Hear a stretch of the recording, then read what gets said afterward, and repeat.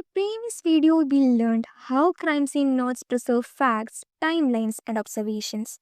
But words alone are sometimes not enough because code don't just ask what was found, they ask where exactly was it found. Today's video is about answering that question. This is crime scene sketching, the bridge between written notes and visual understanding. Because a well prepared sketch allows anyone, another investigator, a lawyer, or a judge, to mentally walk through the crime scene, even years later. What is crime scene sketch? A crime scene sketch is a measured diagrammatic representation of the crime scene.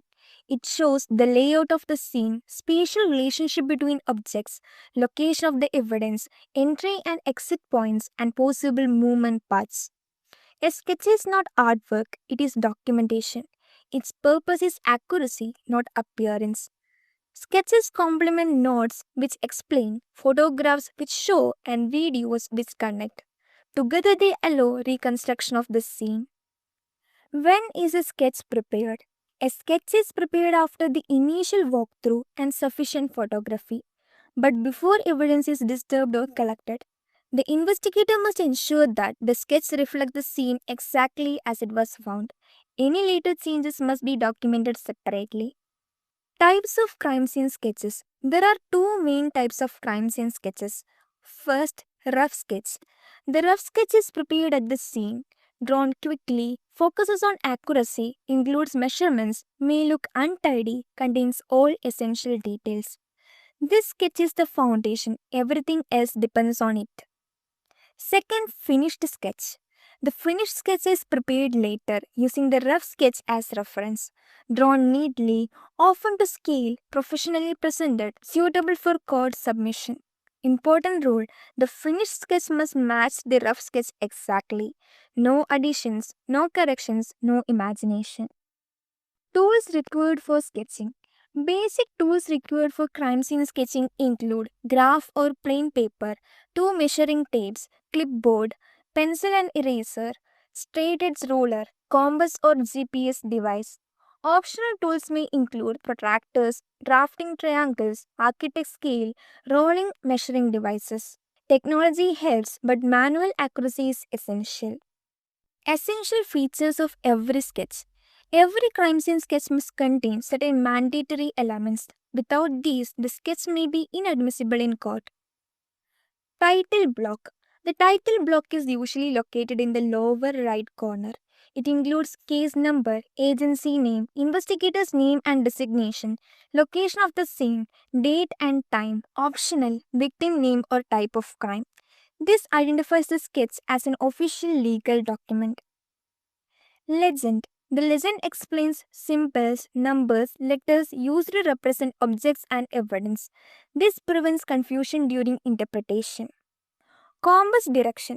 A north arrow must always be present. This ensures proper orientation, accurate spatial understanding. Body of the sketch. This is the actual drawing. It includes boundaries of the scene, fixed reference points, evidence location, measurements. Creating the sketch step by step. Step 1. Define the boundaries. The investigator first defines the boundaries of the sketch. Indoor scenes, walls, floors, doors. Outdoor scenes, natural or man made boundaries.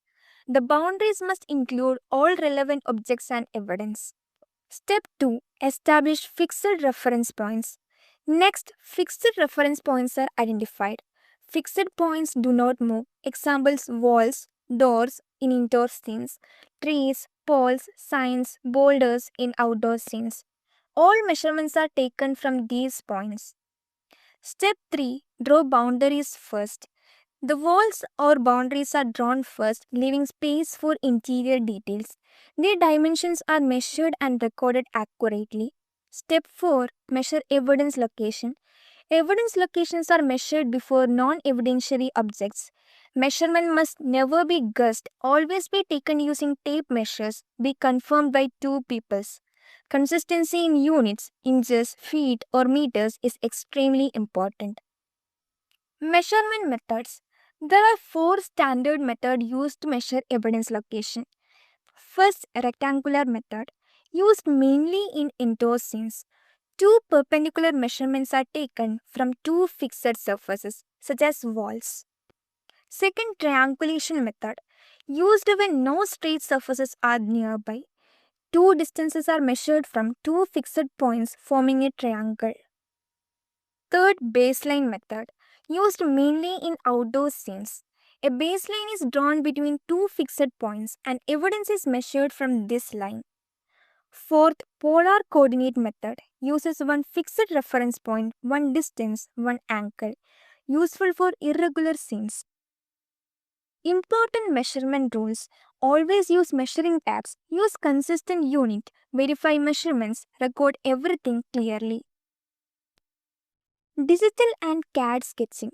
Modern investigators often use CAD software.